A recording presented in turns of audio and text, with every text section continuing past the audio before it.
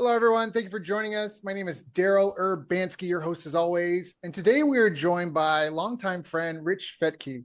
Rich is the co-founder of realwealth.com, a real estate investing platform that's helped over 70,000 members build real wealth through smart, passive investing. He's the best-selling author of The Wise Investor, Extreme Success, and his new book, Scaling Smart. Rich brings decades of coaching, investing, and leadership experience to help people design lives of freedom. A former ESPN X Games competitor, master certified business coach, he's been featured in Wall Street Journal, CNN, and Entrepreneur. This is his second time on our show, and I'm super excited for this. And Rich and I aren't super close, but I've known him for over 12 years now, and he's always been an amazing, supportive, and genuine person. So whether you're scaling a business or investing in turnkey rentals, I've asked Rich to join us here today to share his story and insights into the mindset, systems, and connections to thrive, how to build wealth with purpose. So Rich, thank you so much for joining us, my friend. How you doing?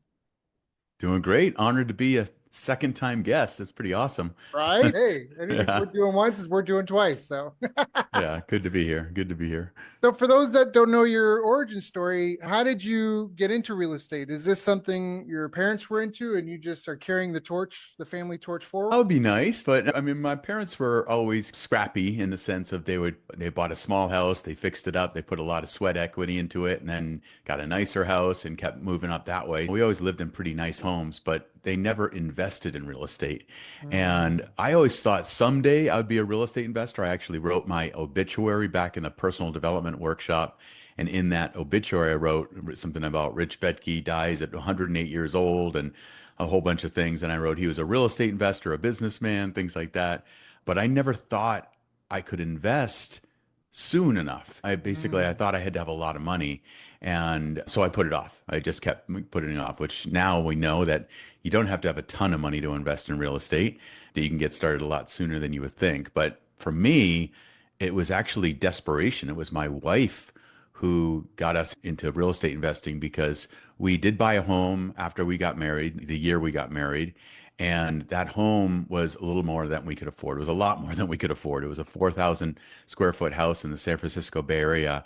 So Mm. what we did is we turned the lower level into two different units. They had their own entrances. So we house hacked back then, which there wasn't even that term. And so we had tenants downstairs, and that's how we became accidental landlords. So all that was great. We had two tenants and we were real estate investors in a way. But then I was a coach and a speaker, and I had just signed a book deal with Simon and Schuster. So everything in my life felt like it was just amazing. I was living the dream, going great financially. And then I was diagnosed with melanoma, which is the most Really? advanced form of skin cancer. Wow. And so I had a couple surgeries to remove that. And the doctors said I needed to get a scan to make sure it hadn't metastasized and spread somewhere else. And they saw four masses on my liver. And so after multiple tests, I met with an oncologist, and he's the one who said, yeah, it looks like it's spread to your liver. And if it's melanoma, you probably have 6 months to live. Wow. So it absolutely rocked our world. We had young daughters and didn't really know what to do, and especially Kathy. Luckily, it was a misdiagnosis that was hemangiomas, just clusters of blood vessels that showed up, and a PET scan gave me the cancer-free diagnosis. Oh man. But in that time waiting for test to test, it was a scary time. And that's when Kathy said, what am I going to do? She was a stay-at-home mom at the time. She said, what am I Mm. going to do if I die? So she's the one that she had like a kind of a radio show as a hobby, and she was paying for airtime in San Francisco, and it was her dream. She had a communications degree, and so she had this show, and it was mostly focused on personal development coaching. And she started to interview people about how they created wealth. And she had a real estate investor on, and he was also a mortgage broker. So she came home excited about that and said, this is what I can do. Then got that positive diagnosis that everything was okay, luckily. But that was a spark where she said, let's start investing. And she became a Mm. mortgage broker. That led her to helping people get loans for investment properties. And then after a bunch of that's when she started helping people buy investment properties. And that was the birth of our company that we later called Real Wealth. It was Real Wealth Network back then. Now it's just called Real Wealth. And so what we do is we help people buy investment properties around the country, 1 to 4 unit rental properties in cash flowing markets, appreciating markets, where they can put together a portfolio of rental properties to help them create some financial freedom. That's the bottom Yeah. line of it. Yeah. That's powerful. That's incredibly powerful. I think a lot of people, I know for myself, I had a wake up call during COVID where I was like, you might have life insurance. That's great. But what do you do? What do you do? You know what I mean? When you can't go to work per se, what do you do when the whole world shuts down? And that was a Yeah. real kind of, I think it's maybe for you, it was the melanoma, but the false diagnosis. And so what a wake up call that was, and especially with kids. So it Oh was, man, it was so crazy. she did this call with this mortgage broker and got inspired, and the pearly gates opened, and it was sunshine and rainbows, and money just started That would be flowing into really your nice. lives. And was that how it went? No. It went like that for a few years until 2008. And then Ah. 2008, we were over leveraged. We were not walking the talk. We were telling people to invest in cash flowing markets where it all makes sense. But we had held on to two of our California properties and had them as rentals that were negative cash flow. And then when 2008 hit and things went south and we couldn't get financing for other properties, and it was hit us hard. So we had to do some short sales and some foreclosures and lost some properties, and that really set us back. But it also taught us some really powerful lessons about every property needs to make sense from the day you buy it. You can't bet Mm. on appreciation. You got to at least have some cash flow. And so we carried that over to our own portfolio and to all the members in our network. And so we have investment counselors. We help people invest the smart way, the wise way, and never looking back. So you say every property needs to make sense the day you buy it. That means it has to be a profitable deal when you close on it. Exactly. You got to look at the numbers and say, how much is it going to cost in total expenses from principal, interest, taxes, insurance, from your property management fee, which is usually about 8 to 10% of your rent if you want to invest out of state, which is what we help people do. It's what we do. It just doesn't make sense to invest in California in these high price markets. Uh, Also, not very landlord friendly yeah. here in California, New York, whatever. Yeah, all those lessons we've carried over and we share that with our members of our network. So what were some of the biggest, or I should ask, what are some of the biggest challenges people face that you see your members struggle with? Oh, let's see. I'll go with two answers on this. One is people who try to do it on their own, people who try to look for a market and choose the right market. And then once they find a market, often it's not the right one. And if it is the right one, sometimes it's finding the right team to how are you going to find these properties? And a lot of times people just go to a real estate agent who doesn't own rental properties, doesn't know how that all works. And the real estate agent just wants to sell them a house. And so they'll just show them a house. Often it'll be overpriced. They don't know how to work the numbers. And then Mm.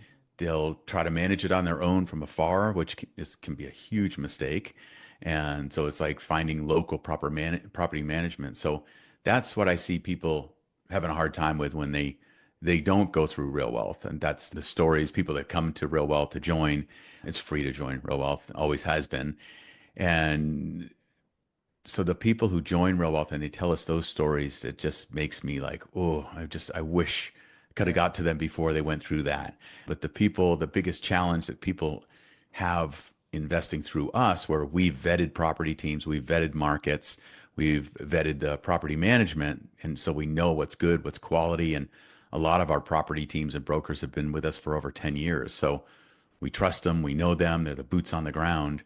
I would say the biggest challenge that our members going through is acquiring properties at a low enough interest rate to be able to make it a cash flow property. Interest rates are fairly high compared to when we started, and especially compared to like around 2020 when they were down in the 3% area. And that's the biggest challenge I see right now, that investors trying to make the numbers work if they can't get that good interest rate. Luckily, Mm. some of our property teams have bought down the rate for their interest for their properties, so they can offer something at more like 3.5% financing. But what they do is they just take some of their profits, they pay down the rate on the mortgage so the investor can get a better Mm. rate on that mortgage and the numbers make sense. And keep it competitive. Yeah, that's really Yeah, helpful exactly. and powerful.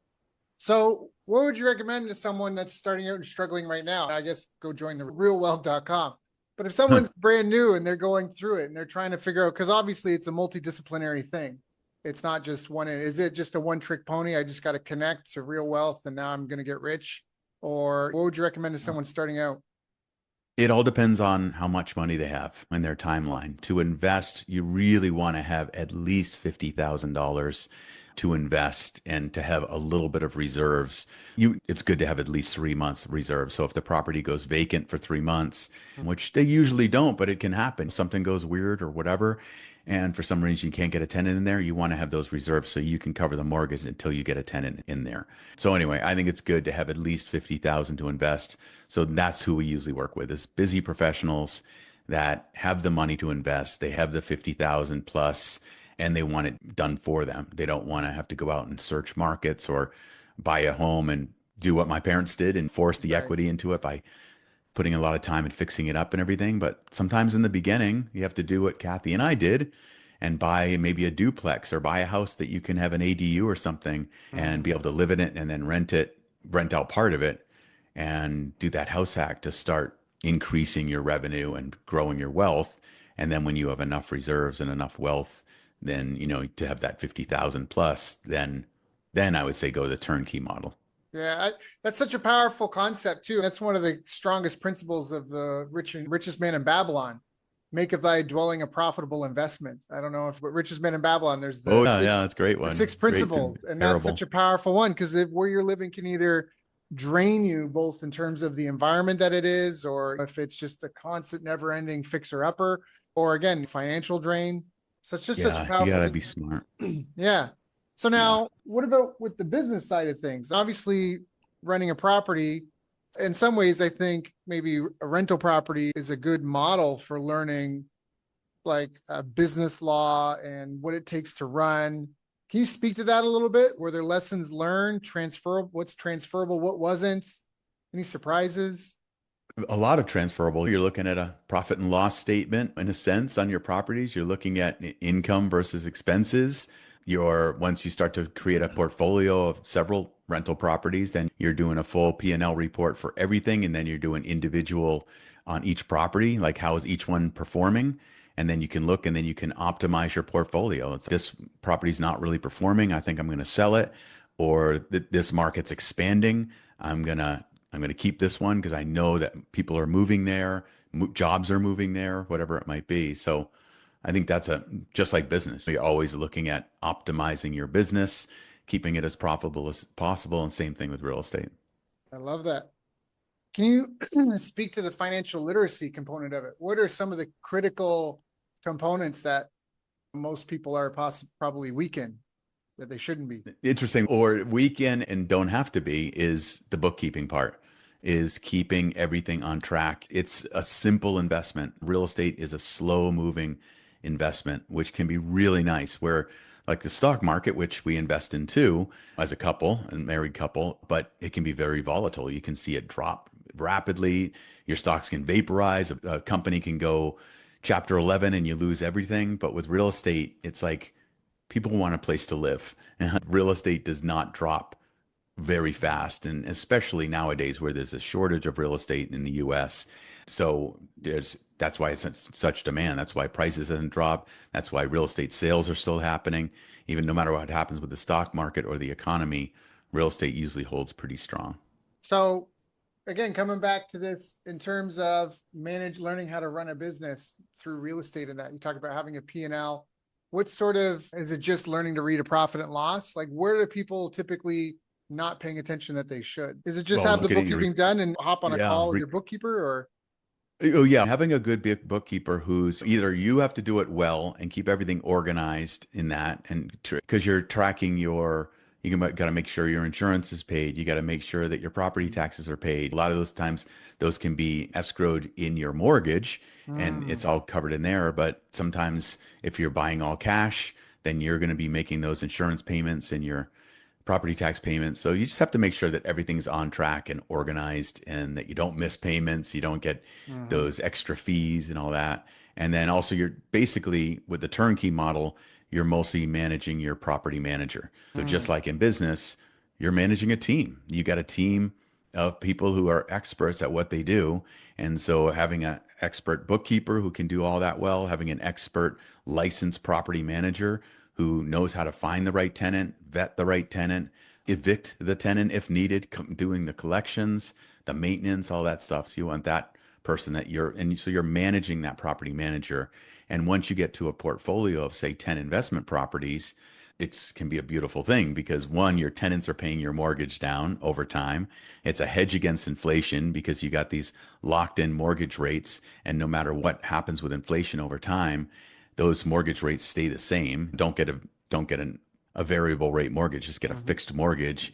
And these 30-year fixed mortgages are amazing. So it's to be able to lock in a payment for 30 years on an Mhm. investment property, and that rent is slowly going to go up with inflation, but that mortgage payment is not going to go up with inflation. So it's a pretty magical investment where, especially like you go to a bank and you said, "Hey, I want to invest in anything. Will you pay for 80% of it? And I'm going to keep all the gain and I get all the tax write-offs." Now you can't do that with anything except for real Yeah. estate. Yeah. You So can't I'm go, a hey, huge fan of it. I want to put 100 grand on this stock. I feel good about it. I'll put 10,000, 20,000 down. You pay the other. Yeah, you just can't do it. Yeah, that's fair. That's really true. Where do you see the future of things going? What's on your horizon over the next 5, 10 years? There's a lot happening geopolitically, a lot happening with technology. How's that going to impact housing and even doing business? Housing, I think all that doesn't have a huge effect on housing and costs and all that. It's like if you look at it over time, it pretty much holds. There's dips like 2008, but that was an anomaly with the whole financial crash and not being able, Lehman Brothers going under and people not being able to get loans and all that. And there was a huge bubble of real estate back then. It was like the prices went up so fast and it was such a frenzy back then. So I don't think we're going to see that happen as much anymore or ever again. And hopefully over time, that's why I'm saying it's so important to just make sure that your properties are cash flowing.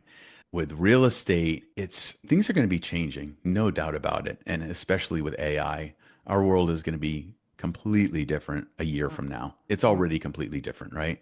But a year from now, with the rate of change with AI, it's like we've created this whole new being, Mm-hmm. and we don't even know where it's going to go. But so we are really trying to stay on the cutting edge at Real Wealth as a company, and Kathy and me as investors, and really deep diving and really learning how to utilize AI and make the most of it. I think in business and in real estate, if you're behind the curve on that, it's going to really hurt you, but you can really utilize it to be more effective, to have a better business, to help more people.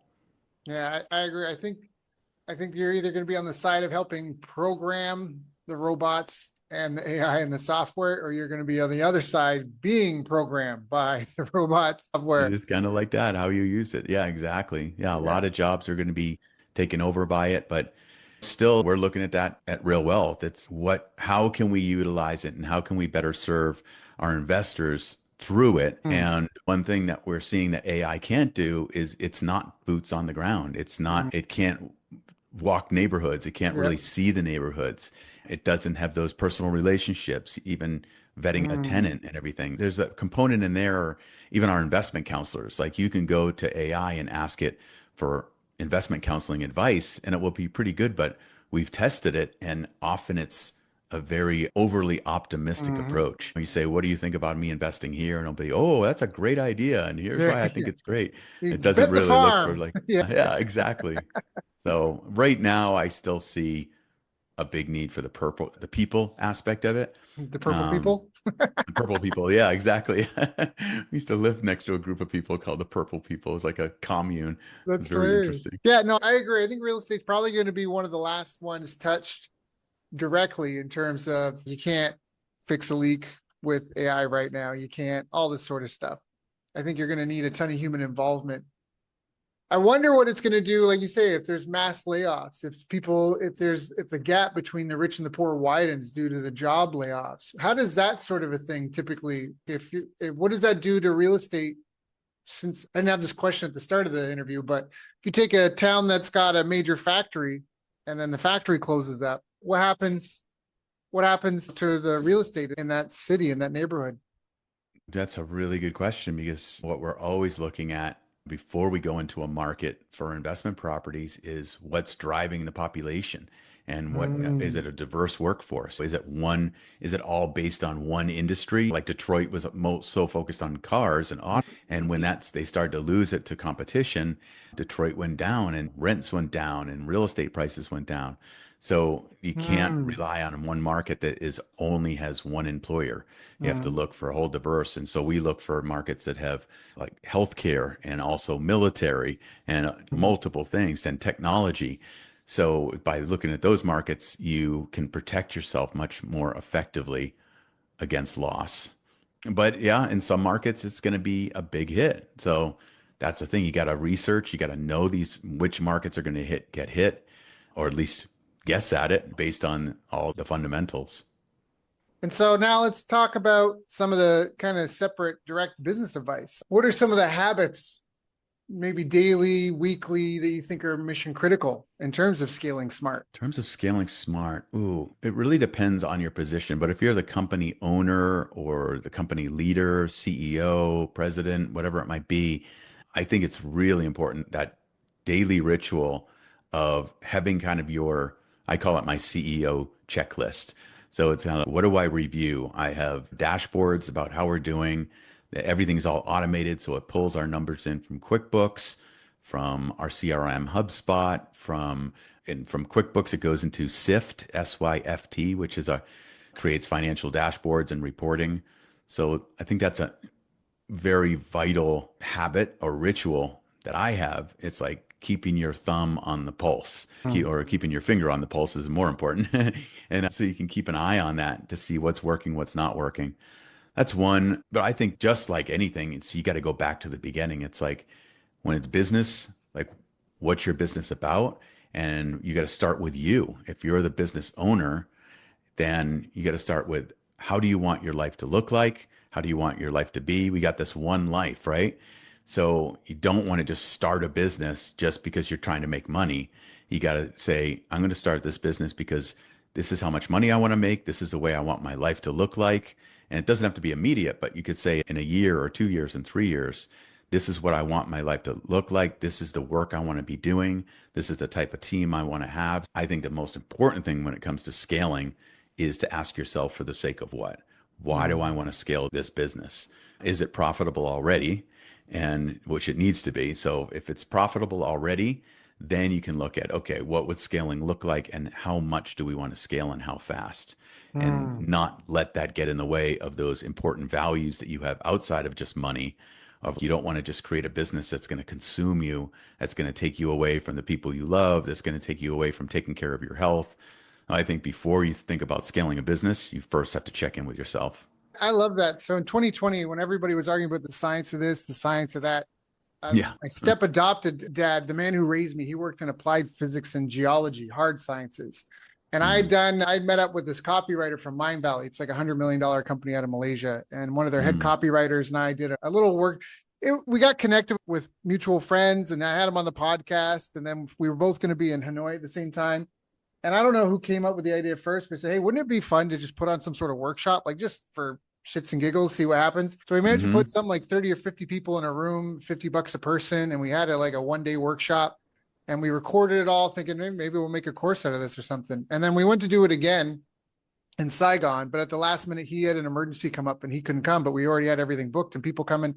So I did it. And there's one guy that came. The offer was if you weren't happy by the lunch break, let us know. You give a full refund. It's like 30, $50, whatever, right? So if Yeah. you weren't happy by the lunch, come let us know. You get your thing back. And we provided lunch. And this guy came and he was there the whole time and he stayed past the lunch. And even afterwards, when everybody left and we were cleaning up, he stayed and was picking my wife's brain because she was running a 4 hour work week, doing 6 figures a year, running the type of business he couldn't even be successful in to pay his own bills for himself, trying to Wow. do it full time.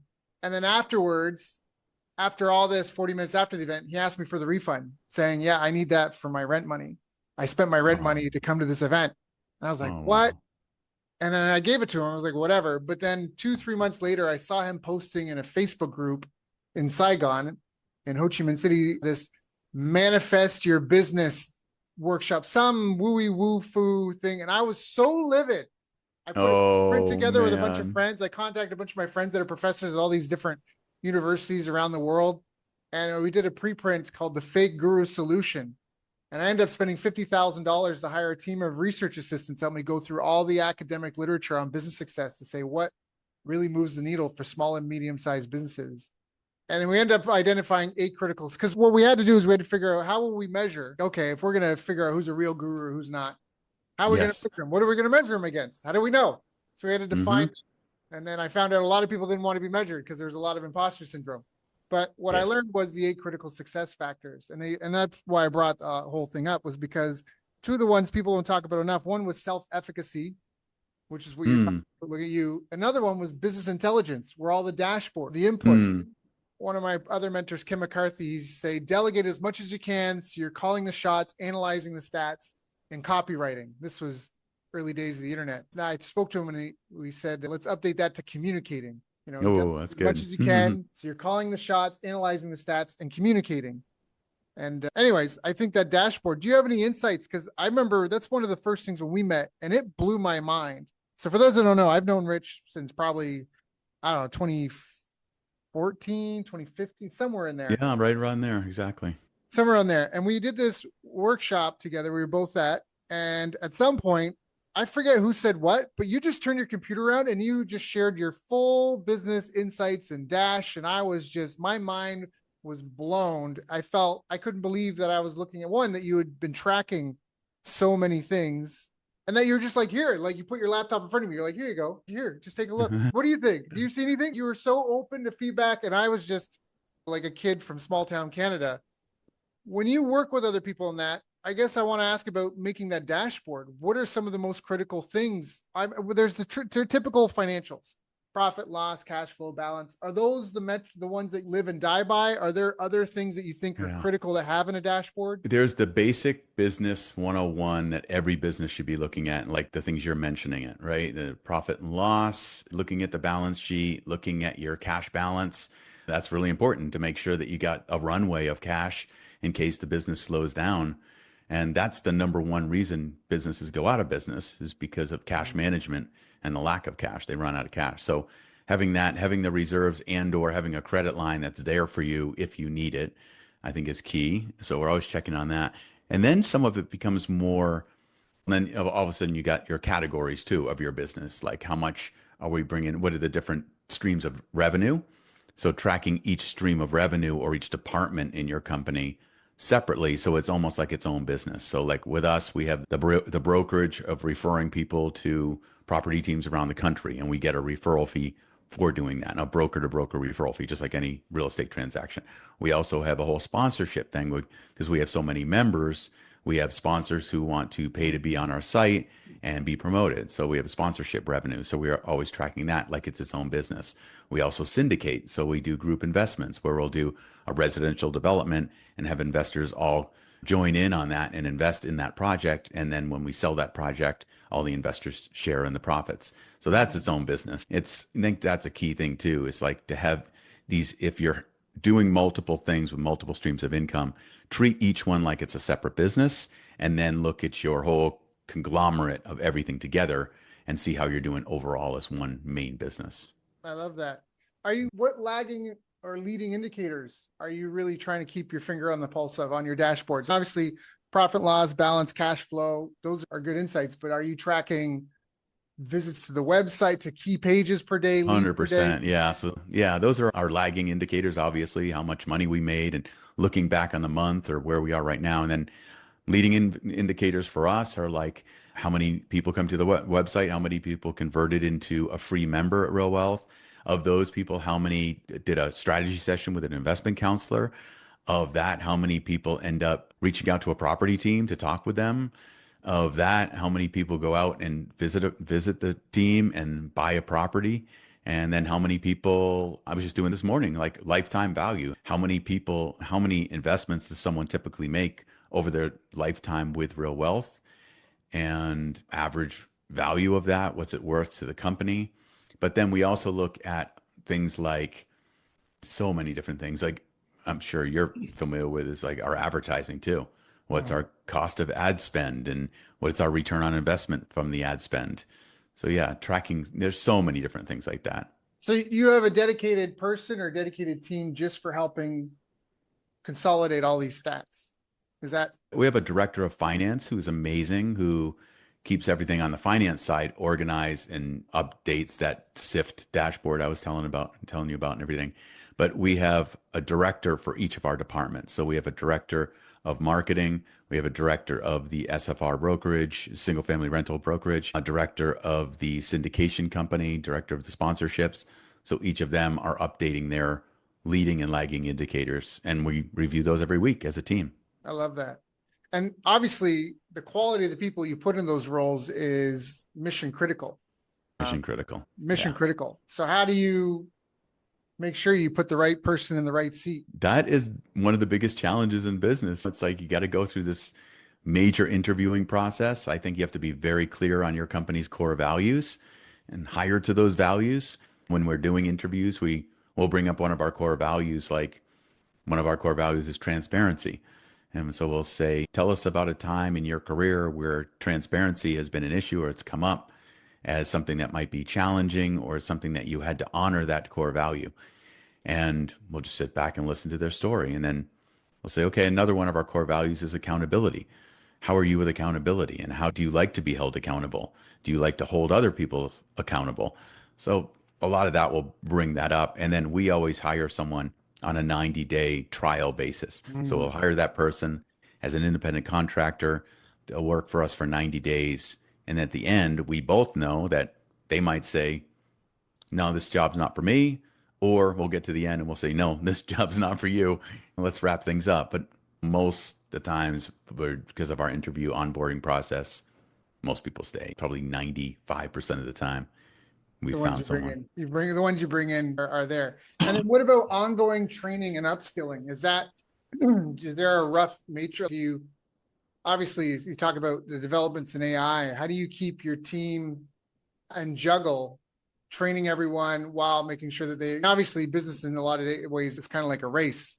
So how do you juggle the R&D with the staying on top of things? Yeah, I mean, we're not a fast growing company as far as hiring. We have about 25 employees. We keep things small and tight. Everyone is exceptional at what they do. They're using their own unique abilities, what they're great at, what they love to do. So that makes it a little easier. We do have an HR manager. That's her role, is to manage all of that, our employee benefits, the hiring process, the onboarding process, but also on the HR side of things, like how happy are people at work? And so she's constantly doing these employee surveys. They're anonymous, so people can share everything, what's working, what's not working, changes they would recommend and everything. And she'll take that whole survey, she'll put all that into AI and say, hey, what are the top 5 common themes here? And it will put together that. And last time she did it, said, here's the top 5 common themes. Would you like another 5 that come up? And the second 5.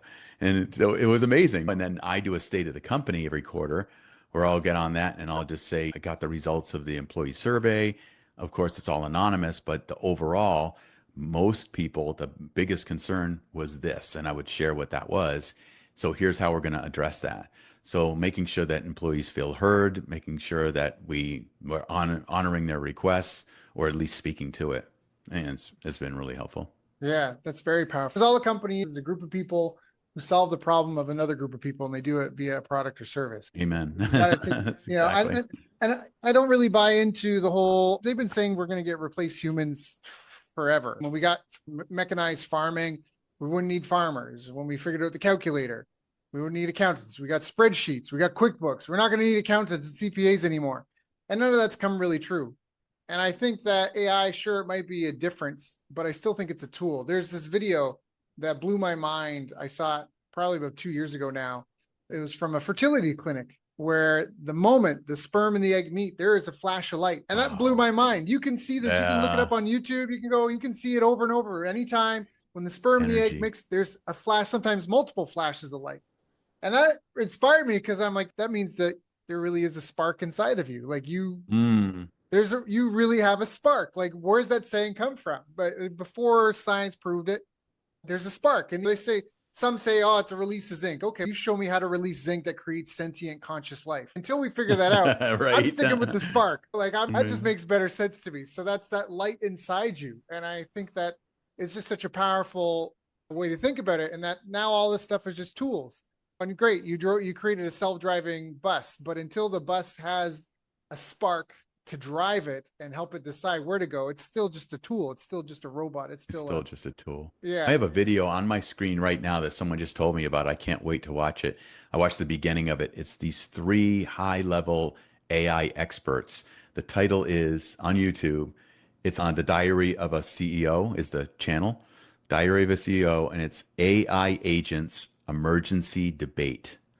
These jobs won't exist in 24 months. We must prepare for what's coming. So it's these three high level scientists and programmers who really have this insight, probably beyond, way beyond me, talking about what they see in the future. Just like you're Mhm. saying, it's fascinating. It's like, I can't wait to dig into it. I just watched the first 10 minutes of it. It's just my jaw was on the floor. Yeah. Yeah. I think there's going to be a bit of a bridge. There's the physical world and then there's the digital world. I think the Yeah. digital world, there's going to be more wealth made than maybe in the entire history because of all the opportunities that are going to be available. In the physical world, I think there's going to be more mechanization, more robotics, but I don't think it's going to change massively in the sense of you're still going to want to eat fresh food. You're still going to want to have a roof. Like the construction methods might change, all that sort of stuff, but it'll just all and I guess if they're listening to this, they care my Mhm. opinion because I'm like, who am I? But I don't see that changing too much. You're still going to want to travel. You're still going to want to live in nice places. You're still going to want You to want be safe. experience, you want love, you want connection, you want that human connection, you want social connection, real social connection, Yeah. not just digital. Yeah. So I think that's where we're going to move toward is we're going to become more connect. We can become more connected Yeah. and go back to that the positive side of the tribe. Yeah. And I hope that. And I think that's part of why how we align these things is so important. And that's a great conversation to have. If you optimize something to be like DEI, it can, if you create a robot that's a chimpanzee seeking killing robot, it's just going to run nonstop and then it'll wait dormant until something comes by to whack it. And so that's why how you align these things is really important. And also democratizing it in the sense of no one having an advantage over the other. You talk about how things feel like they're speeding up. I definitely feel it. It feels like it went from like a, oh, this is interesting to a stampede for everyone to implement No it kidding. because of the impact it can have. But the other side of the sword is whatever it can do for me, it can do for you. And all Yeah. of a sudden I went to this conference. I went to this Asia CEO conference. And when it was done, right next door, there was this AI conference and I walked the vendor hall. I didn't have a pass. I didn't go in any of the rooms. I didn't want, but I didn't think the vendors would mind if I stopped by their booth. And what I realized was that everybody was at ground zero. Now, this is when ChatGPT first came out, but Google had a booth there. All these banks had a booth there, and they were all there. And it was like they were just announcing this new product they're working on. No one was there to talk about the thing they've been selling the last 20 years. They're all about the new thing they're working on. And I realized that It's everyone just, amazing. it was like a reset button. And now potentially they might have had a moat that this big company had to keep you competitive and you couldn't penetrate it. You couldn't mess with them. But now with AI, some of this, oh, Google's got a team of 40 programmers that handle Gmail. Yeah. Guess what? Now this 16-year-old kid with a laptop and an internet connection can compete with them because he can code with no code tools to a certain extent. Yeah. And that's just, Hey, in the mid 90s, I was your age and I watched the internet give yeah, birth, if you yep, will. And that was the same type of thing. All of a sudden you're like, what's this WWW thing on all the billboards? And everyone's talking about yeah. this. And now it's just become part of our life. So I'm excited, cautiously optimistic, but definitely optimistic. I think there'll be good and bad with all of it. So, Rich, what do you think is some of the best advice someone could keep in mind trying to move forward through this? Obviously, you said when you start a business, what about you? How do you want your life to look like? What about in terms of the market? When you talk about market dynamics when you guys choose to invest, do you have any insights? Because there's a lot of people that have, oh, I love pies. I want to build a pie store, but then they set up on the worst part of town to have a pie shop in. So, do you have any insights on that? Like, how do people, what would you recommend? As far as deciding on what kind of business to build or what? How to know where the money's going to be, how to know where the market's going, how to have that sort of insight. I'm a big fan of the minimal viable product. Yep. So starting small, not overextending yourself, not going out and getting a massive loan to say this idea is going to be huge.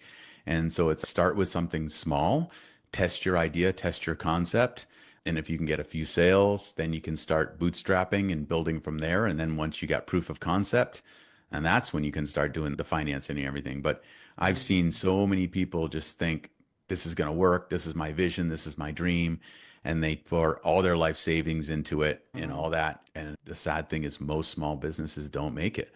Mhm. So I think it's a much better idea to just really start small. Like when we started Real Wealth, we were helping one person get their an investment property, and then it became two, and then it became five, and then it became 100, Mhm.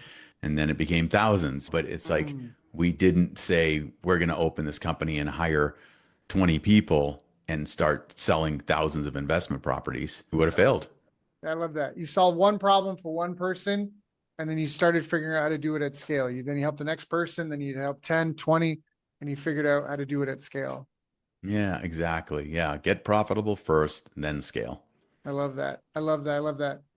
Rich, this has been such a good interview. I've got a couple of pages of notes here. If people want to learn more, if they want to get in touch, what are some of the best places for them to connect? The book behind me, Scaling Smart, is on Amazon and everywhere books are sold. So that's about how to design a self-managing business and build a business. But as far as reaching me, our website's easiest. Realwealth.com. So check out realwealth.com. Go get a copy of Scaling Smart on Amazon and everywhere books are sold.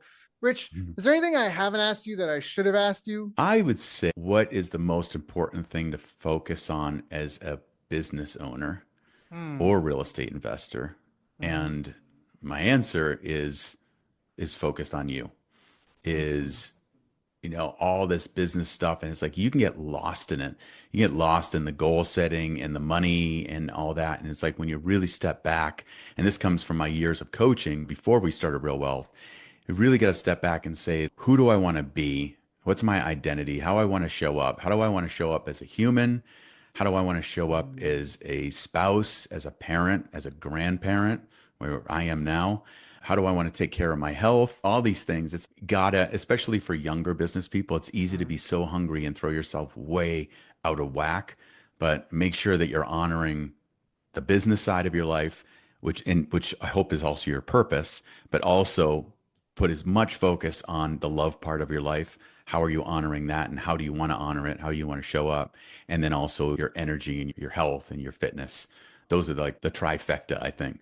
Yeah, I think that's really important and really powerful. A lot of people don't even think about how they are the tip of the spear of all their ancestors. Like everyone that came before you lived, died, bled, cried, so you could be where you are today. Yeah.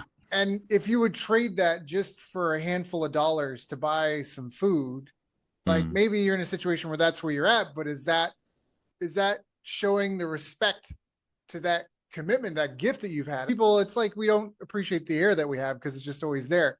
But I think that's a really powerful thing that you just brought up there, that all the people that came before you, all your ancestors, everybody that did everything they could so you could be here today.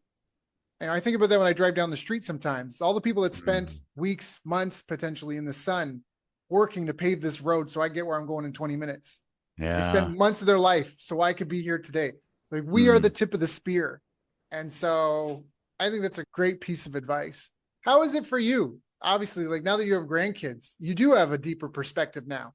You've got such a long tail view in the sense of the Mm. beginning, it was just about you, and then maybe finding a mate, and then now you got a partner, and now you got kids, and it's now being a provider, and then you got staff, and then supporting all them. But then also now your staff have families, probably as you've come Yeah. along, Oh, yeah. Exactly. No, and there's a your lot of kids have people that. kids. Has that Yeah, I changed? think that's the Yeah. cycle of life. It's like we go from success to significance. In those early years, I didn't even want to have kids because I thought it would get in my way of my goals of being a millionaire. It's like this is my 25-year-old self. Yeah. And then I met Kathy, and it was, oh, okay, perspective change. And then having kids and seeing how amazing that is, and then having grandkids. So, yeah, there's something in there about moving from that, the focus of just success, to what's the significance of my life and the impact, and what am I leaving behind, or what's my impact? How am I helping people?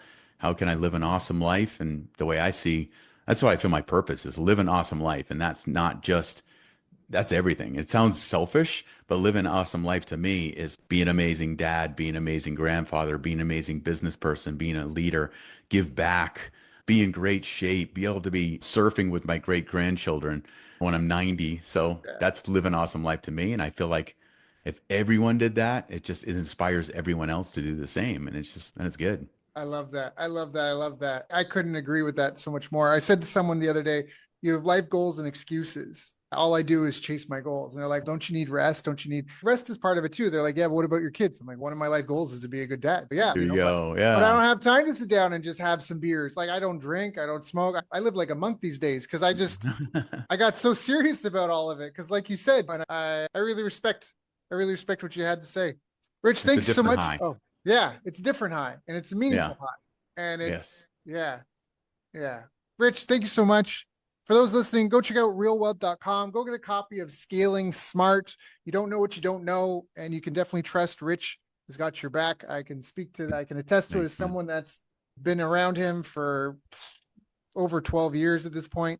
Thank you so much for coming and sharing with us, Rich, knowing you got your own audience, your own direct reports, your own family, your grandkids, your own things to do. Thank you for coming and sharing with my audience tonight so we could all My do and live a pleasure, little bit truly. better. Thanks, Daryl. Appreciate you.